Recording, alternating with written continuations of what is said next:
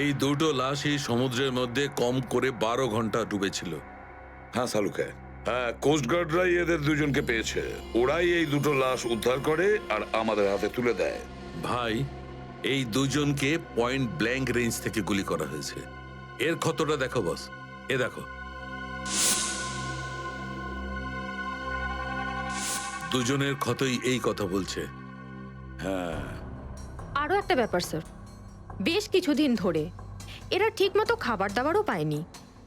এদের বডিজ দেখে লাগছে যে খুব অল্প সময়ের মধ্যেই এদের ওজন তাড়াতাড়ি হ্রাস পেয়েছে। বস, ওদের বন্দি করে রাখা হয়েছিল। এ দেখো, এটা দড়ির দাগ। এদেরকে বেঁধে রাখা হয়েছিল দুজনকেই সমুদ্রের মধ্যে। সমুদ্রের গভীরে কোথায় কোথায় লুকিয়ে রেখেছিল এদেরকে? তারপরে মেরে ফেলেও দিয়েছে। কি কি চাইছিল খুনি? হ্যাঁ সচিন, আচ্ছা ঠিক আছে, বলো সচিন, কি জানতে পেরেছো? স্যার, এরা দুজন সমুদ্রের পাশের গ্রামটাতে থাকে স্যার। আর ওরা কাল রাতে কিছু এমন দেখেছে যেটা বলতে চায়। আচ্ছা, তাহলে বলো কি দেখেছো তোমরা? স্যার, কালকে রাতে আমরা মাছ ধরার জন্য সমুদ্রের অনেক গভীরে যাই। আমাদের নৌকার ইঞ্জিনটা খারাপ হয়ে যাওয়াতে আমাদের ফিরতে অনেক সময় লেগে যায়। স্যার, যখন আমরা ফিরে আসছিলাম তখন কিছুটা দূরে আমরা একটা বোটের আওয়াজ শুনতে পাই, আর তাতে বসে কিছু লোক কারোর জন্য অপেক্ষা করছিল। আচ্ছা, কারা সেই লোক? স্যার জানি না, অনেক অন্ধকার হয়ে গেছিল। হ্যাঁ স্যার, তখন সমুদ্রের মাঝখান থেকে জোরে জোরে ইঞ্জিনের শব্দ পাচ্ছিলাম। জলের ঢেউ একেবারে উথাল পাথাল করছিল। আর তারপরে সমুদ্রের মাঝখান থেকে কোনো জিনিস উপরে চলে আসে। সমুদ্রের ভেতর থেকে কোনো জিনিস ওপরে চলে আসে? কি? একটা বড় বাসনের মতন জিনিস হবে।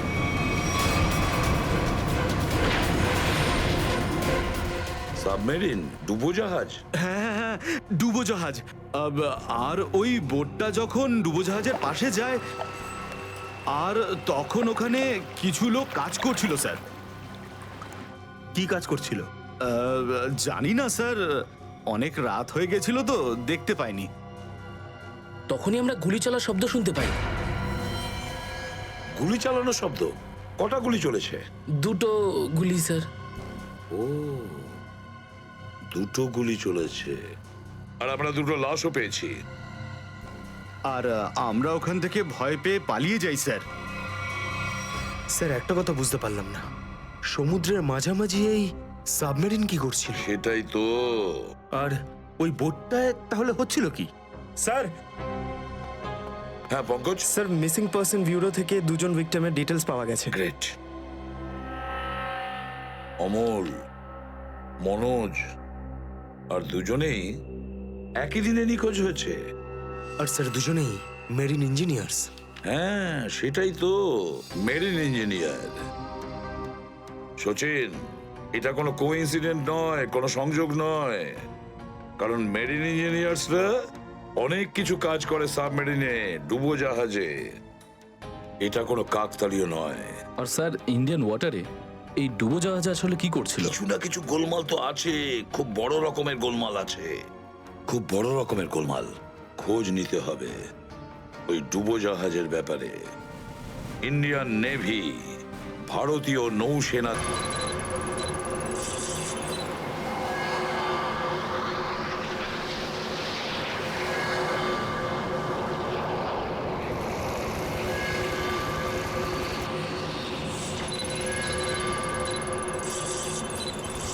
স্যার, এখানে 100 কিলোমিটারের রেডিয়াসে কোনো সাবমেরিন নেই। মাছওয়ালারা কি এই লোকেশনটাই বলেছিল? মনে হচ্ছে ওই সাবমেরিন আমাদের থেকে অনেক দূরে চলে গেছে। একটা রক সাবমেরিন ইন্ডিয়ান ওয়াটারে? বিশ্বাসই হচ্ছে না। কিন্তু এটাই সত্যি। কিন্তু ওরা করছিলটা কি? এটাই তো খোঁজ নিতে হবে। স্যার, ইনি মনোজের ওয়াইফ। ইনি অমলের বাবা, আর এই হচ্ছে তানিয়া স্যার, সিদ্ধার্থর বোন। এরা বলছেন যে সিদ্ধার্থ মেরিন ইঞ্জিনিয়ার ছিল, আপাতত নিখোঁজ। আচ্ছা, তোমার ভাই কবে থেকে নিখোঁজ? স্যার, কাল থেকে নিখোঁজ। তখন আমি হসপিটালে অ্যাডমিট ছিলাম। হসপিটালে? কেন, কি হয়েছিল তোমার? স্যার অ্যাকচুয়ালি আমার আবার ক্যান্সার হয়ে গিয়েছিল। ছিল? ক্যান্সার হয়েছিল দ্বিতীয়বারে? স্যার ডক্টর বলছিলেন আমার ক্যান্সার আবার অ্যাগ্রিভেট হয়ে গেছে, কিন্তু আজ সকালে টেস্ট করে জানা গেল আমার ক্যান্সার নয়, আমি একদম সুস্থ। কি ক্যান্সার উধাও হয়ে গেল? হ্যাঁ স্যার, আর এই খবরটা দেওয়ার জন্যই দাদাকে ফোন করেছিলাম, কিন্তু ওর ফোন নট রিচেবল আসছিল। আমি ভেবেছিলাম হয়তো বাড়িতে আছে, তাই আমি তাড়াতাড়ি বাড়িতে চলে এলাম।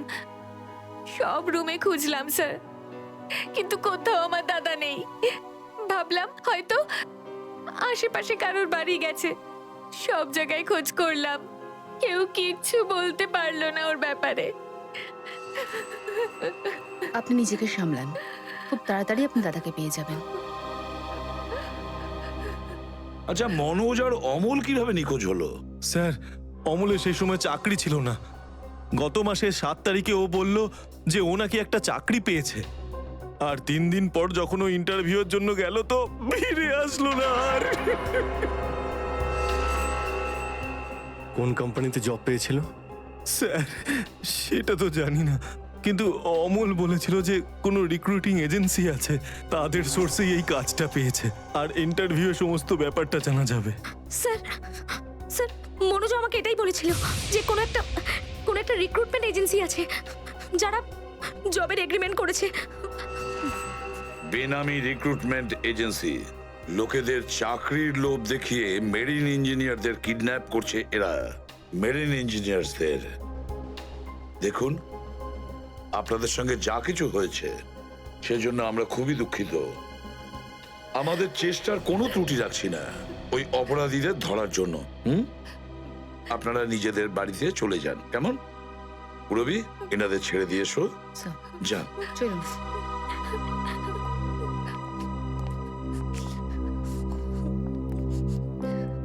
স্যার হ্যাঁ, স্যার প্লিজ স্যার আমার দাদাকে খুঁজে দিন আপনারা।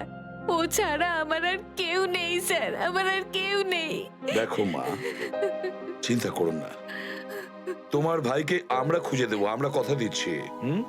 যাও। স্যার পারবেন তো আপনারা? আসুন। Thank you sir.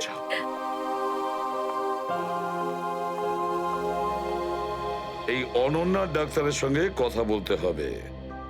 স্যার, হ্যাঁ, স্যার হতে পারে যে সাবমেরিনে প্রচুর টেকনিশিয়ানের প্রয়োজন ছিল, আর সেই জন্যই ওরা এই চাকরির জালটা পেতেছিল। স্যার, এই ডুবো জাহাজটা কোথায় আছে আমরা জানি না স্যার, তাহলে অপরাধীদের আমরা ধরবো কি করে? পঙ্কজ, আমাদের এমন কিছু করতে হবে যাতে অপরাধীরা আমাদের খোঁজে আর এই ডুবোজাহাজ অব্দি নিয়ে যায়। কিন্তু অপরাধীরা আমাদের খুঁজবে কেন? খুঁজবে কেন? খুঁজবে না? ওদের তো 2জন ইঞ্জিনিয়ার মারা গেছে, আর ওদেরকে রিপ্লেস করার জন্য এদের নতুন ইঞ্জিনিয়ার তো লাগবেই। আর এই জন্য আমরা অনেক ভেবে চিন্তে প্ল্যান তৈরি করব। ভেবে চিন্তে প্ল্যান তৈরি করব।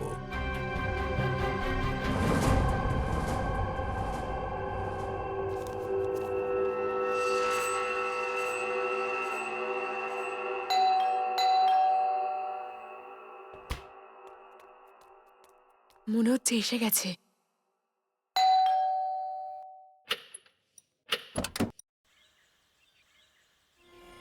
আসুন আসুন, আপনার জন্যই অপেক্ষা করছিলাম, অনেকক্ষণ ধরে বসে আছেন।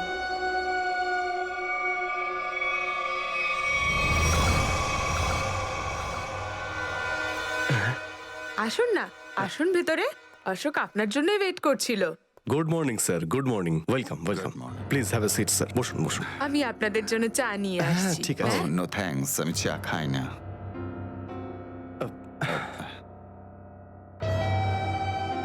স্যার প্লিজ আমার ভাইকে চাকরিটা দিন না, প্লিজ স্যার। আমাদের অনেক ধার রয়ে গেছে, জানি না আমরা কিভাবে সেটা শোধ করব। দিদি দিদি, এক মিনিট। আরে আমাদের তো আগে কথা বলতে দাও প্লিজ। তুমি এসো, তুমি আমার জন্য চা করে নিয়ে এসো, যাও প্লিজ প্লিজ। জানি না তুই কবে চাকরি পাবি, আমার তো খুব চিন্তা হয়।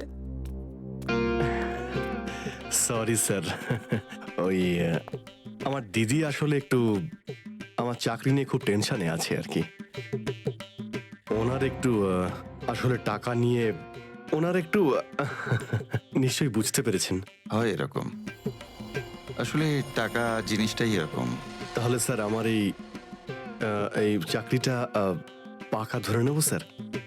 দেখা যাক, তার আগে তোমাকে কিছু প্রশ্ন করতে চাই। যা জিজ্ঞেস করার জিজ্ঞেস করতে পারেন, আমি রেডি স্যার। কিন্তু স্যার স্যার প্লিজ স্যার, এই চাকরিটা আমাকে আপনি দিয়ে দিন প্লিজ স্যার। অ্যাকচুয়ালি স্যার আসলে আমাদের টাকার খুব প্রয়োজন স্যার। Sir please sir. খুবই এক্সাইটেড দেখছি আপনি এই চাকরিটা নিয়ে। সে তো একদমই স্যার। আসলে স্যার আমি আগে ওই গভর্নমেন্ট জব করতাম স্যার। স্যার ওই গভর্নমেন্ট জবে প্রমোশন আর টাকা পেতে অনেক কষ্ট করতে হয় স্যার। এই জন্যে স্যার আমি রিজাইন করে দিয়েছি। আপনার পুরো নাম আর ডেট অফ বার্থ? আমার নাম Ashok Kumar. Date of birth 10th April 1976। আর কোয়ালিফিকেশনস? মাস্টার করেছি sir, master in marine engineering from GID college. তার মানে সাবমেরিনের ইঞ্জিনের মেনটেন্যান্স আর নেভিগেশনের ব্যাপারে তো নিশ্চয়ই নলেজ আছে। Yes yes yes sir, you are right sir. তো মিস্টার অশোক, একটা কথা বলুন, আপনার এক্সপিরিয়েন্স অনুযায়ী একটা সাবমেরিনকে জলের নিচে কতটা গভীর অবধি নিয়ে যেতে পারেন? কত গভীর অবধি? স্যার সেটা তো ওটা স্যার ডিপেন্ড করে স্যার, মডেলের ওপর ডিপেন্ড করে স্যার। ওর ভেতরে গিয়ে আমি সাবমেরিন ঠিক করেছি স্যার। আর মেরিন তো অনেকটাই নিচে যায় স্যার, 400 অবধি যাই স্যার। ও হ্যাঁ, আমি আপনার স্কুলের প্রিন্সিপাল মিস্টার সুরেশের সঙ্গে কথা বলেছিলাম, আপনার খুব প্রশংসা করছিলেন। ওনার টাচে আছেন তো আপনি? প্রিন্সিপাল প্রিন্সিপাল স্যার খুব ভালো লোক স্যার। স্যার আমার প্রিন্সিপাল আমার মেন্টরও ছিল স্যার। ওনার নাম স্যার সুরেশ নয়, মহেশ ছিল স্যার। আর স্যার উনি তো 2012-এ রিটায়ার করে গেছেন। আর ওনার পরে হয়তো সুরেশবাবু এসেছেন প্রিন্সিপাল হয়ে, ওটা স্যার আমি ঠিক জানি না স্যার, সেটা আপনি নিশ্চয়ই জানবেন। ওকে মিস্টার অশোক,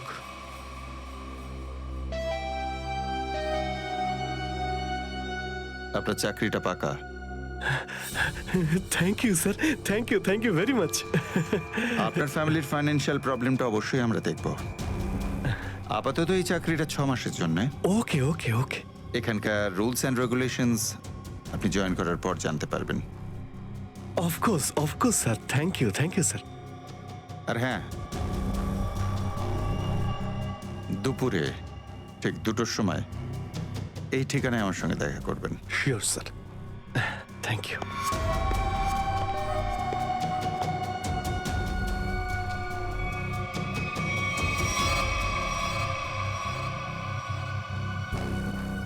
কাজ হয়ে গেছে, আরো একটা জব পাকা হয়ে গেছে আমার।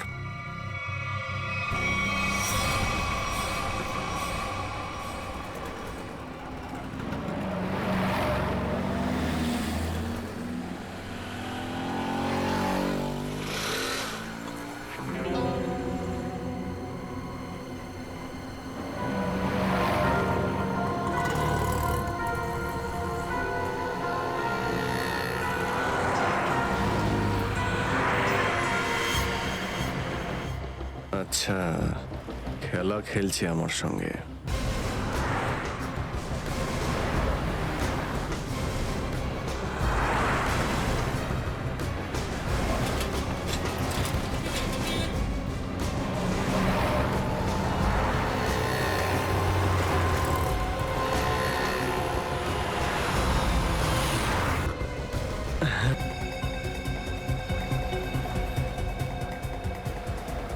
কি ব্যাপার, আপনারা কিছু বলছেন না যে?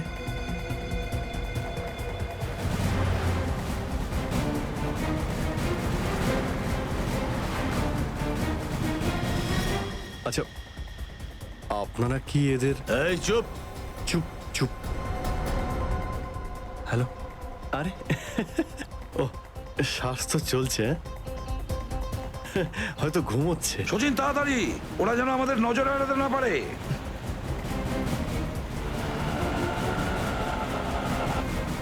আরে স্যার, আপনি চোখ খুলে কেন ঘুমোচ্ছেন? খুব স্ট্রেস পড়ে চোখের উপরে। আমি এক্ষুনি বন্ধ করে দিচ্ছি। এখন তোরও ঘুমানোর সময় চলে এসেছে। আরে কিন্তু আমি রাতে ঘুমোই, দিনের বেলা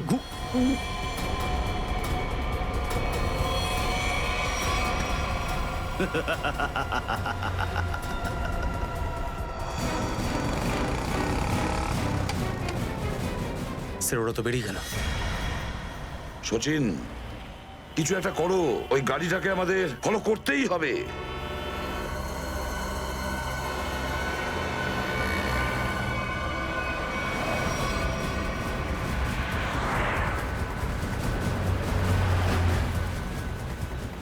গাড়িটা কোথাও দেখতে পাচ্ছি না।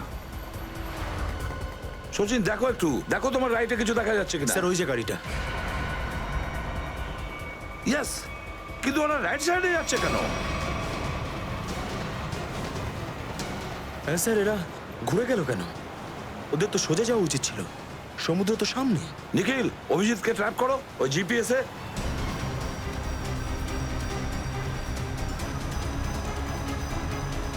অভিজিৎ স্যারের জিপিএস ডিভাইস সিগন্যাল দিচ্ছে না, কাজই করছে না।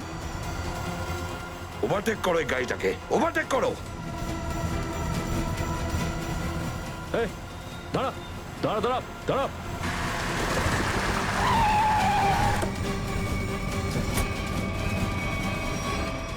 বাঁকড়া সবাই কোথায়? কি হয়েছে? চুপ! বল, গাড়ির ভেতরে যারা ছিল তারা কোথায়? স্যার এর মধ্যে কেউ ছিল না। কেউ ছিল না মানে? দেখ, সব সত্যি সত্যি বলে ফেল, নাহলে। সত্যি বলছি স্যার, আমাকে একটা লোক বললো যে সঙ্গমনগর চৌরাস্তার মোড়ে গাড়িটা দাঁড় করিয়ে চলে যেতে। আর কি বলেছে? আর তো কিছু বলেনি। এই কাজের জন্য ও আমাকে 5,000 টাকাও দিয়েছে। ওই মেরিন অব্দি পৌঁছানোর একটাই রাস্তা ছিল, আর সেটাও বন্ধ হয়ে গেল। নিখিল, সিআইডির কোনো রাস্তা বন্ধ করা যায় না। যদি একটা রাস্তা কেউ বন্ধ করে, অন্য রাস্তা আমরা তৈরি করি।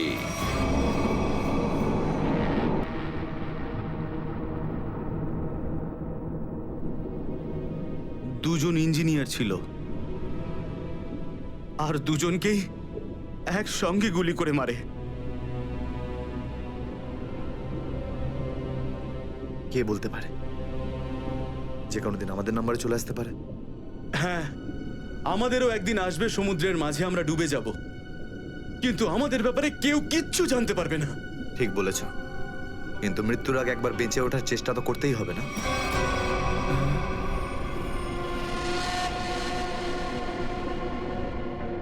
চারদিকে সমুদ্র, সিদ্ধার্থ, আমরা চাইলেও কিছু করতে পারবো না। কোথায় যাবে তুমি? কন্ট্রোল রুমের ভেতরে। কি? হ্যাঁ হ্যাঁ, আমার কাছে একটা প্ল্যান আছে।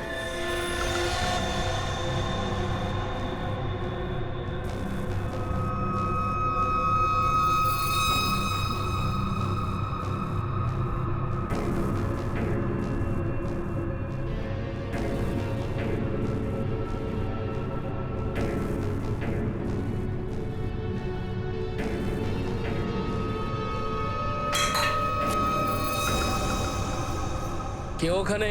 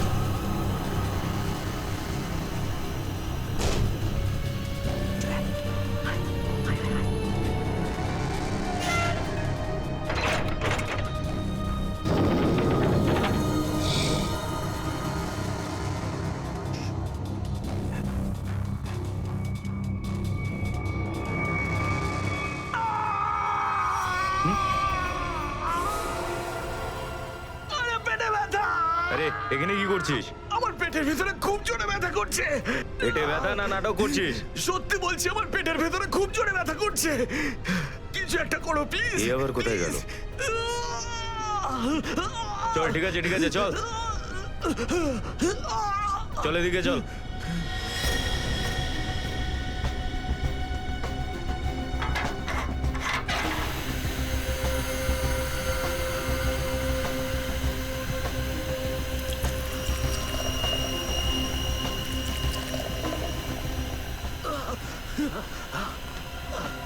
এখানে ওষুধপত্র আছে, খেয়ে নে।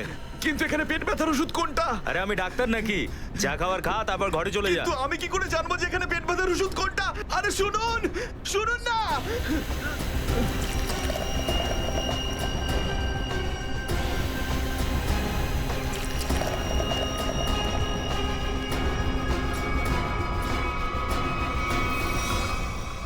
এই এখানে কি করছিস? আমি কন্ট্রোল রুম দেখতে এসেছিলাম শুধু। এই না জিজ্ঞেস করে কি করে এলি তুই? এদিক ওদিক গেলে না প্রাণে মেরে দেবো। চল বেরো এখান থেকে, বেরো চল।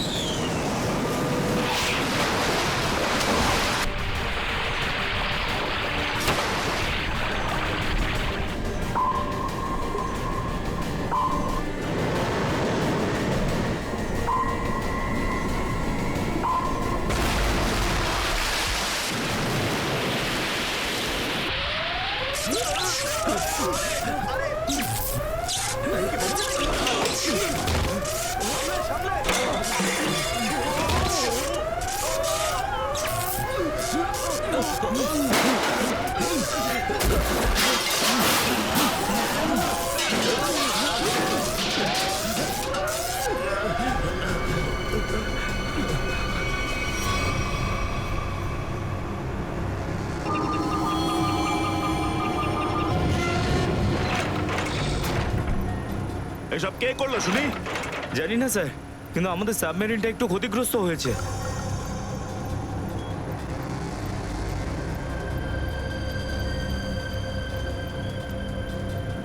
গ্যালারে নেভি এসে গেছে।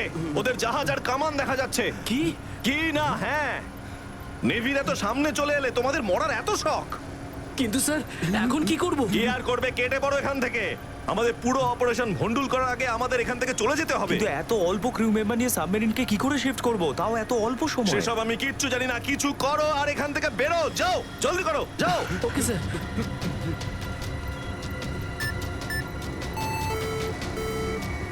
ডেকের উপর আমাদের আরো লোক দরকার।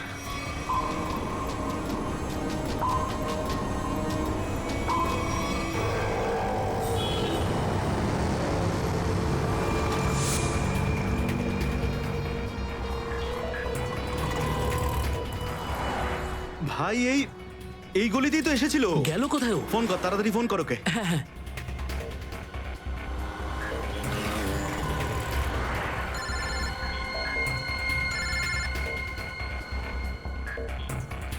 কেটে দিচ্ছে। হ্যাঁ, ফোন কেটে দিচ্ছে। আরেকবার চেষ্টা কর, আরেকবার ফোন কর। একে তো কি হয়েছে টনি? বন্ধ বলছে। ওই দেখ টনি। ওই যে, ধর ওকে। দাঁড়া দাঁড়া দাঁড়া দাঁড়া। হ্যাঁ হ্যাঁ, চল গাড়িতে চল চল চল।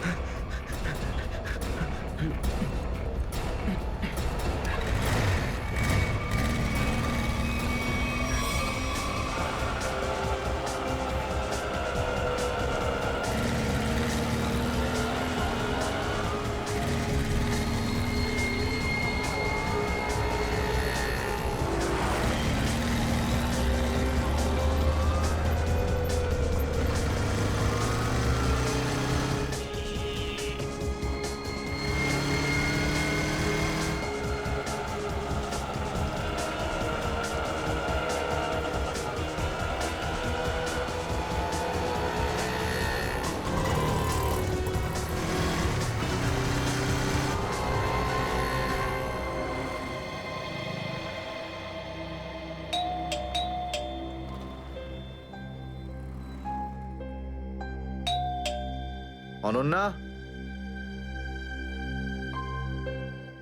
লাইট তো জ্বলছে, তার মানে অনন্যা বাড়িতেই রয়েছে, কিন্তু দরজাটা খুলছে না কেন? অনন্যা, অনন্যা, কোথায় গেছে এই মেয়েটা? অনন্যা,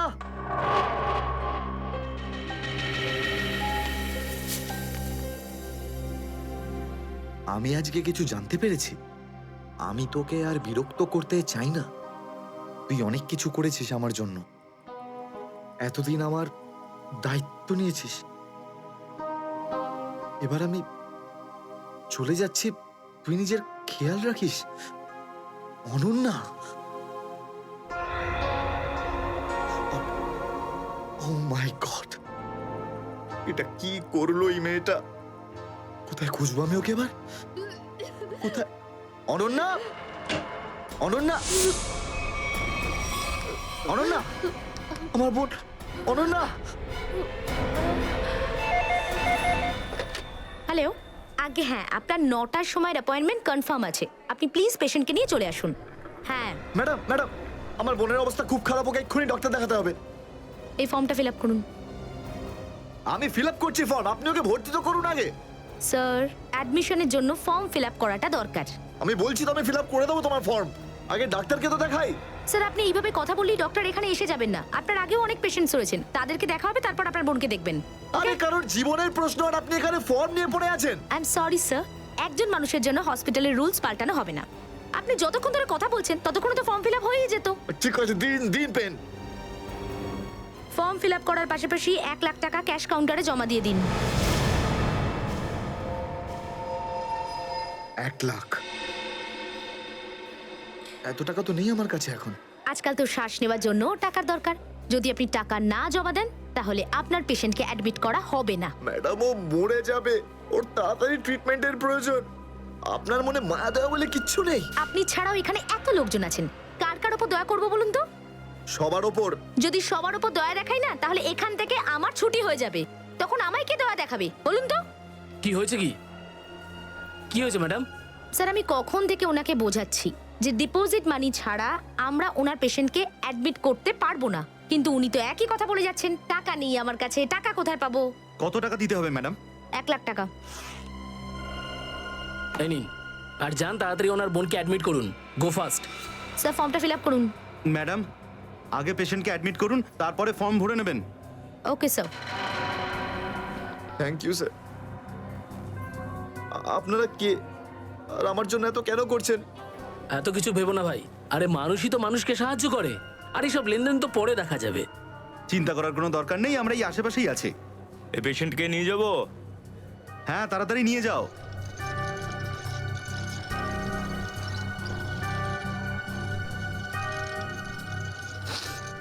আমি আসছি এক্ষুনি। হ্যাঁ যাও।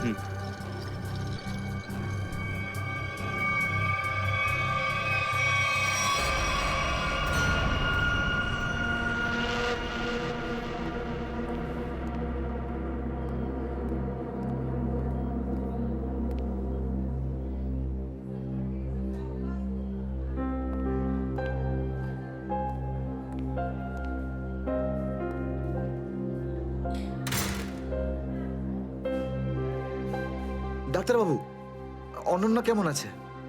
সমস্ত রিপোর্ট ঠিক রয়েছে তো? আপনি চুপ করে আছেন কেন? মিস্টার সিদ্ধার্থ, আপনার বোনের ক্যান্সার আবার ছড়িয়েছে। কি?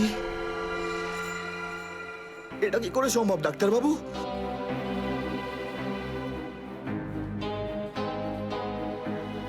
এটা কি করে হতে? সিদ্ধার্থ, এরকমটাই হয়েছে। কিন্তু অনন্যা তো ঠিকই ছিল, তাই না?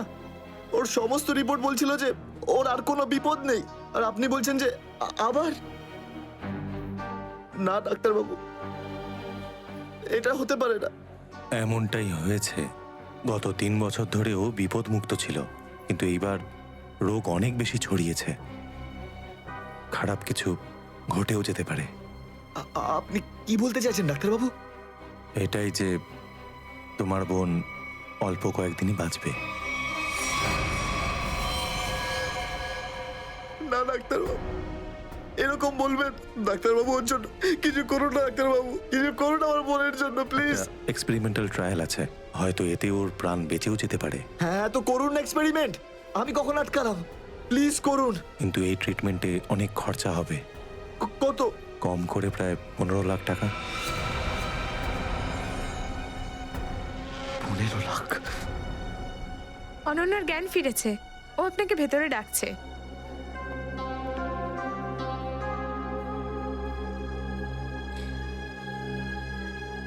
আপনি অনন্যার চিকিৎসার ব্যবস্থা করুন, আমি টাকা পয়সার ব্যবস্থা করবই, by hook or by crook, কিন্তু আপনি প্লিজ ওর চিকিৎসা করুন।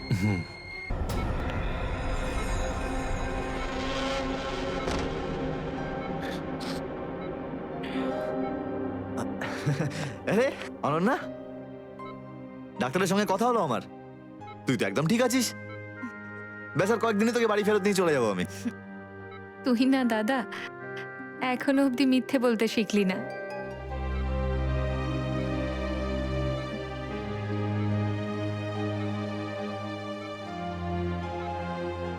আমরা আগেরবার ক্যান্সারকে হারিয়েছিলাম, আর এবারেও ক্যান্সার হারবে আমাদের থেকে। তুই তুই বাঁচবি অনন্যা। দাদা, যদি আমার ভাগ্যে বাঁচা থাকতো না, তাহলে 2 বার ক্যান্সার হতো না আমার। দাদা, আমার কথাটা শোন। তুই নিজের সমস্ত সুখ আমার জন্য এভাবে ত্যাগ করিস না দাদা। তুই আমায় ভুলে যা দাদা। এবারে নিজে ভালোভাবে বাঁচ। আমার সব খুশি তো তুই অনন্যা, তুই। তোকে যে কোনো ভাবে আমি বাঁচিয়ে ফিরবই, তুই মনের জোর হারবি না কিন্তু। তুই এত ভালো কেন রে দাদা? কেন এত ভালো? যদি আরো কিছু বছর তোর সাথে বাঁচতে পারতাম আমি। আমার ভাগ্যটাই খারাপ। দাদা, তুই আমার জন্য কত কিছু করেছিস, সব সময় তুই আমার কথাই ভেবেছিস। তাই তো নিজের সব টাকা আমার উপর খরচা করে ফেলেছিস, নিজের চাকরিটার পর্যন্ত বেহালা অবস্থা করেছিস। এখন কি নিজের প্রাণ দিয়ে তুই আমায় বাঁচাবি?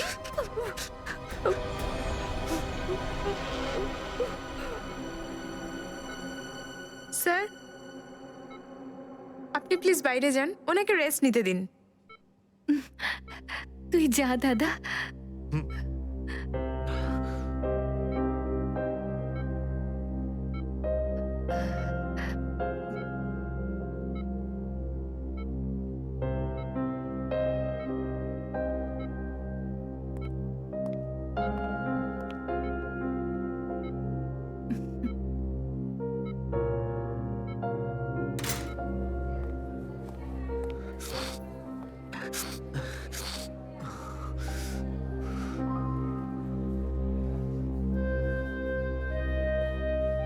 কোথা থেকে আনবো এত টাকা? কে দেবে আমাকে? আর দেবেই বা কেন? অত চিন্তা করো না। চিন্তা করে নয়, বরং কখনো চেয়ে মনের ইচ্ছে পূরণ হয়, বুঝলে সিদ্ধার্থ? আপনি কে? অবস্থার প্রয়োজন মানুষকে সবকিছু জানিয়ে দেয়। তোমার প্রবলেমটা আমি জানি, আর তার সলিউশনও আছে আমার কাছে। মানেটা কি? তোমার বোনের চিকিৎসার জন্য এখানে টাকা জমা হয়ে যাবে, সে ব্যবস্থা আমি করে দিয়েছি। তুমি এত চিন্তা করো না। এইসব কেন করছেন আপনারা আমার জন্য? আমি তোমাকে কোনো উপকার করছি না, বরং তুমিও আমার জন্য কিছু একটা করতে চলেছ। ওহো, সেই জন্যই আপনারা আমাকে বারবার ফোন করছেন। হ্যাঁ, ঠিক চিনতে পেরেছ। কিছুক্ষণ আগে আমার লোকেরাই তোমাকে 1 লক্ষ টাকা দিয়ে সাহায্য করেছে। আচ্ছা, কি করতে হবে আমাকে? সময় হলে আমিই তোমাকে জানিয়ে দেব। আগে তুমি তোমার বোনের ভালো করে চিকিৎসা করাও, তাড়াতাড়ি ওর ট্রিটমেন্ট শুরু করো। আর হ্যাঁ, তারপরে তারপরে এই ঠিকানায় আমার সঙ্গে দেখা করো। হুম?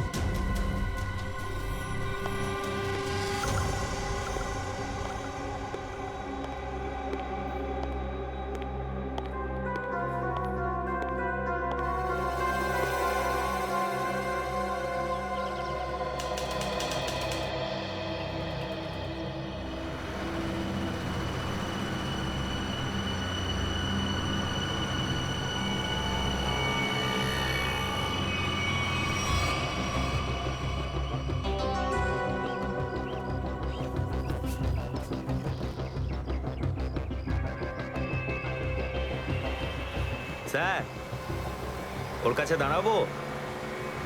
না না না, আর একটু এগো সামনে।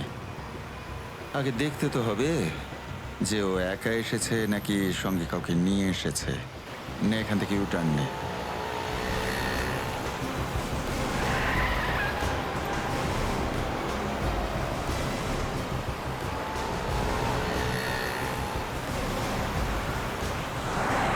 মনে হচ্ছে সঙ্গে আর কেউ নেই।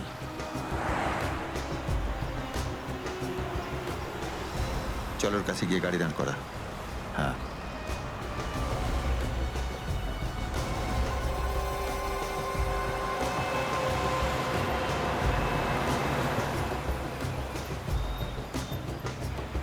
এসো, ভেতরে চলে এসো, তাড়াতাড়ি তাড়াতাড়ি।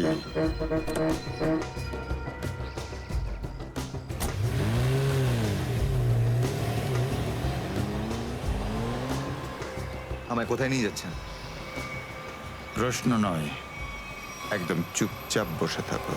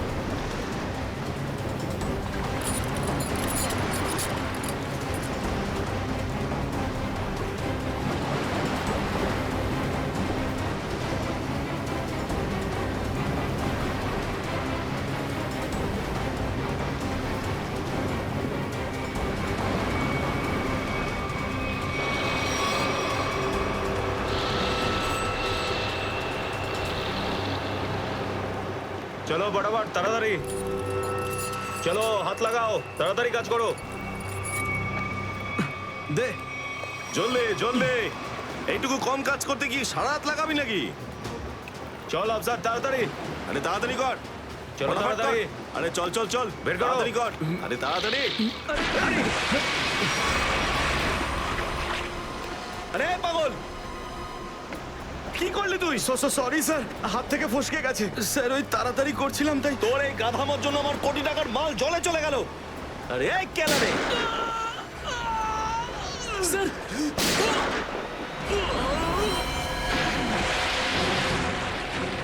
বস, বাকি বাক্সগুলো তুলে নিয়ে এখান থেকে বেরিয়ে যাই।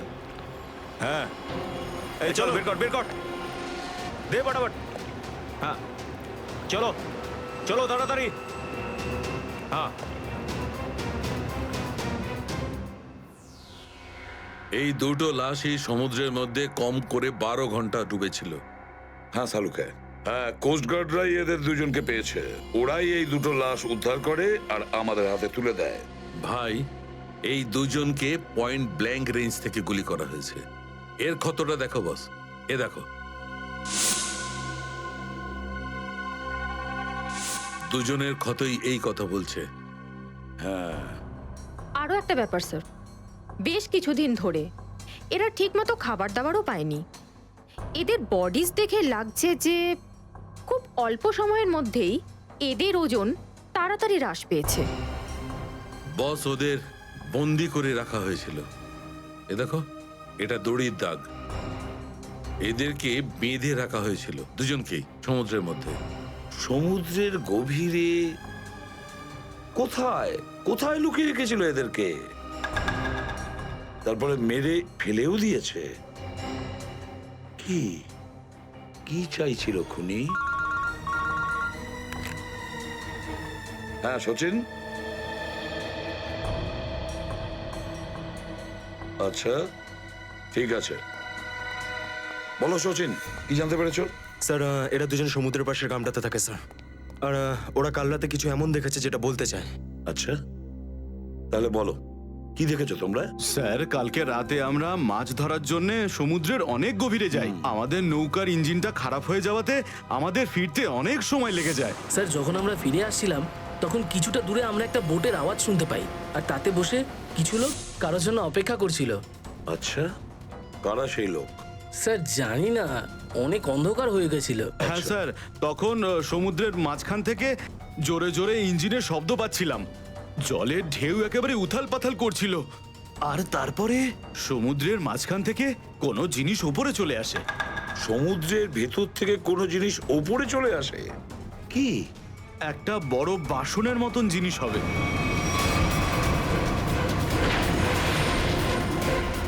সাবমেরিন, ডুবোজাহাজ? হ্যাঁ হ্যাঁ, ডুবোজাহাজ। আর ওই বোটটা যখন ডুবোজাহাজের পাশে যায়, আর তখন ওখানে কিছু লোক কাজ করছিল স্যার। কি কাজ করছিল? জানি না স্যার, অনেক রাত হয়ে গেছিল তো দেখতে পাইনি। তখনই আমরা গুলি চলার শব্দ শুনতে পাই। গুলি চালানোর শব্দ? কটা গুলি চলেছে? দুটো গুলি স্যার। ও, দুটো গুলি চলেছে। আর আমরা দুটো লাশও পেয়েছি। আর আমরা ওখান থেকে ভয় পেয়ে পালিয়ে যাই স্যার। স্যার একটা কথা বুঝতে পারলাম না, সমুদ্রের মাঝামাঝি এই সাবমেরিন কি করছিল? সেটাই তো। আর ওই বোটটায় তাহলে হচ্ছিল কি? স্যার। হ্যাঁ Pankaj. Sir, missing person bureau থেকে দুজন ভিকটিমের ডিটেলস পাওয়া গেছে। গ্রেট। অমল, মনোজ আর দুজনেই একই দিনে নিখোঁজ হয়েছে। আর স্যার দুজনেই মেরিন ইঞ্জিনিয়ার্স। হ্যাঁ সেটাই তো, মেরিন ইঞ্জিনিয়ার। সচিন, এটা কোনো কোইন্সিডেন্ট নয়, কোনো সংযোগ নয়, কারণ মেরিন ইঞ্জিনিয়ার্সরা অনেক কিছু কাজ করে সাবমেরিনে, ডুবোজাহাজে। এটা কোনো কাকতালীয় নয়। আর স্যার, ইন্ডিয়ান ওয়াটারে এই ডুবোজাহাজ আসলে কি করছিল? কিছু না কিছু গোলমাল তো আছে, খুব বড় রকমের গোলমাল আছে, খুব বড় রকমের গোলমাল। খোঁজ নিতে হবে।